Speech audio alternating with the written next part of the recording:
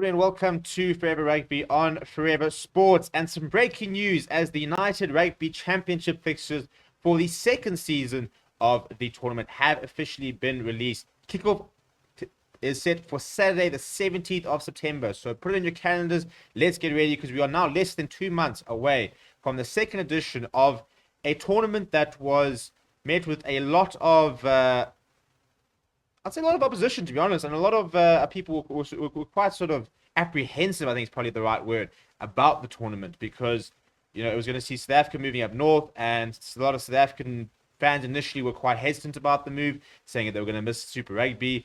Some of for example, the European fans saying they didn't really want the South African teams, and then what happened was the worst possible start in terms of South African sides because they started off really badly last year, and a couple of big results. People sitting there saying, well, do these teams deserve to be here? Have they really added to the competition, etc., etc.? But once the South African teams finally got into their groove, they actually went on to dominate the competition by the end, with the Stormers lifting the first ever URC trophy. So I think it's going to be a very interesting tournament because we've already seen quite a lot of big signings for some of the overseas teams. Somebody like FIXTURES going across, some big names, Liam Williams, for example, Talapo Falatal, for example, coming back into the tournament. South African teams bringing back Evan Etzebeth, amongst a couple of other names. Australia for the Stormers, for example. So a lot of teams are making some pretty big moves. And obviously, this season will also now feature South African teams playing in the Heineken Cup as well as the Challenge Cup, which is very exciting from a South African fan point of view. So we are finally going to see what is the future of rugby in South Africa and in Europe in terms of what is going to be quite a finalized sort of set competition format for all these various different teams. Before we look at the fixtures, please do smash like on the video. Please do subscribe to the channel as well. Now, this is how the tournament will begin. Now, first of all, for poor Zebra, it is the worst possible way for them to start. They start with a home game against Leinster. Now, in terms of what to expect from these early games, I'm just going to make it slightly smaller. So when it comes to player availability, for example, the South African teams, if we look over here, you'll see that this round is marked for Saturday, the 4th of February, which is a Six Nations round. So we will see that quite a bit. But Saturday, the 17th of September, in terms of what to expect, you probably won't see necessarily all the big international stars starting, at least, for example, these games, because following the summer internationals, the outgoing tours, a lot of these players would have gone into a couple-week break, for example. So, the Welsh players would have only gotten home about 2 weeks ago, or about a week ago, and they then would have had probably about 2 or 3 weeks off, to have a bit of an off season, and then they'll probably return to their clubs around mid-August, which means that they then have to go through a full preseason and get sort of back to full fitness. So often you'll see in the initial games, for example, you might not see the strongest sides, while some of their international stars are still getting back to match fitness.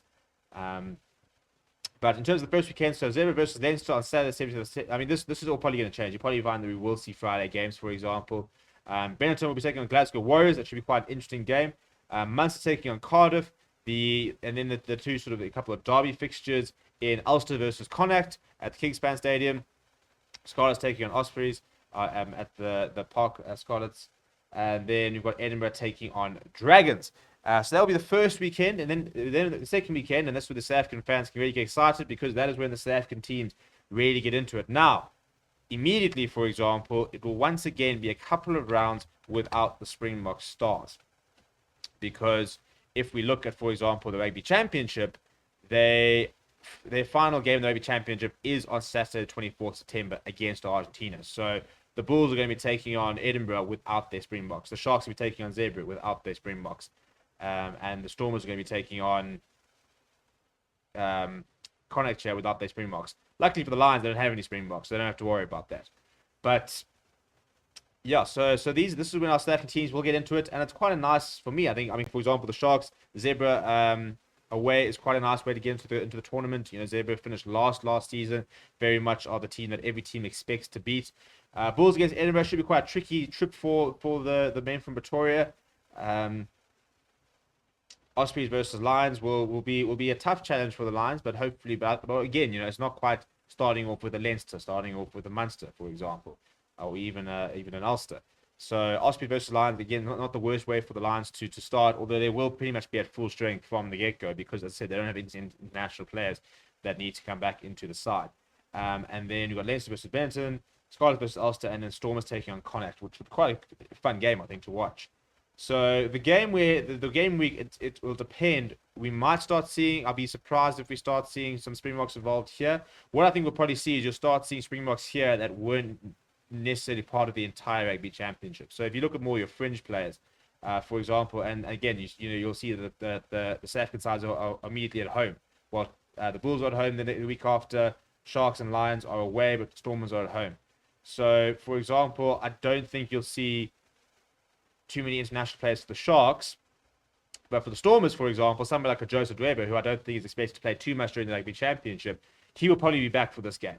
Something like a Marvin Orie, for example, he could very well be back for this game because you don't expect them to play that much. Evan Roos could be back for that game because it is a home game on the 24th of September for the Springboks, which means they'll be in Durban. So pretty likely that sort of your fringe players, your as I said, your Marvin Ories, Joseph Dwebers, Evan Roos, Dion Free in Stormers' case, players like that could very well be ready for this game. But at the same time, the Springboks are playing on the 17th of September, the 24th of September, and then they're done. So what will be interesting is when do these players get a break? So, the outgoing tour begins on Saturday, the 5th of November. So somebody like a Damian Willemse, or even a Dion Free and these likes, they haven't had an off-season yet. So they won't get to have an off-season, but what could happen is they could be given a week off, for example, and they won't play the Saturday, the 1st of October, and they might come in Saturday, the 8th of October. I think this is probably when you'll start to see some games, assuming you get any games with Springbok players. For example, they might get a bit of a month off, but for me, it would make sense to at least start playing, play these games on the 15th of October, for example, play these games on the 22nd of October, and then potentially might not be available for these games. We've got to buy. There we go. So that's perfect. So they'll probably play, I think week 4 and 5 and 6 rather. You play 15th and you play on the 22nd, and then you can go straight into a Springbok training camp, for example, because this is the last weekend, 29th of October, until the end of this is actually technically still when the Springboks are playing. So I think we play against England on the 26th of November, which is officially outside the test window. So it will be very interesting to see. I mean, in theory, you expect the Springboks to keep their local-based players because they don't quite have the same sort of rate. Like UK clubs, for example, will not release players outside the windows. Whereas South African clubs will. So they won't have Springbok players available there. But then by the time we get to Saturday, the 3rd of December and the 24th of December, they will have their Springbok stars back for those 2 games. Again, we will have a couple of games in and around Christmas, which is quite cool. And also expect to have New Year games, which should be quite exciting. So rugby throughout the entire December, very different sort of to what we're used to. The final round is round 18, which is in April. So you'll see that's when the Bulls taking on Leinster, for example, Sharks versus Munster, Lions versus Zebras. So it's quite nice. It's a very interesting run-in for South African teams. Your final 8 quarterfinal matches will be in May. Your semi-finals will be on the 30th of May. And your grand final is currently set for the 27th of May. So will not finish as late as it did this year, which was very much in June. And that's very useful, especially in a World Cup year, because this will allow potentially for a couple of Springbok warm-up games, for example, or SAA games, or at least an extended training camp in preparation for what will be an incoming tour next year, a shortened rugby championship, and then off we are to France. But let me know what you think about some of the fixtures. Are you happy with some of the fixtures of your teams? You obviously don't have time to go through all the fixtures for all the teams. But in terms of the breakdown of the season, obviously there are also rounds where there will be Challenge Cup and stuff like that. So, for example, that's why if you go back to those rounds, I think it was 10-11 in sort of December and stuff like that.